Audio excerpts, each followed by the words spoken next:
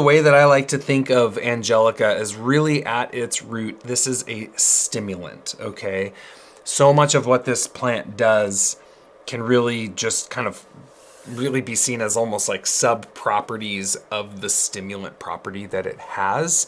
So for on the one hand, we see that this is a great stimulant expectorant.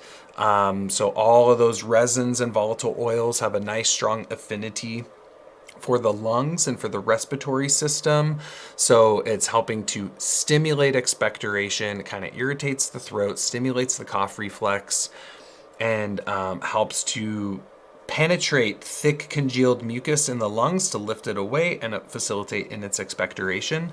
So really reliable stimulant expectorant. Also has some stimulant diaphoretic properties, so it is really going to be useful. And then the stimulant diaphoretic property is really a sub property of it being a circulatory stimulant. So I guess let's talk about that. So definitely driving blood, right? A lot of pungent warming aromatic plants usually will drive blood to some degree. Angelica is really good for driving blood. I mean, to me, I tend to think of this herb as like a blood moving plant, really at its core. Yes, at the core it's a stimulant, but really the central area of its stimulation is upon circulation.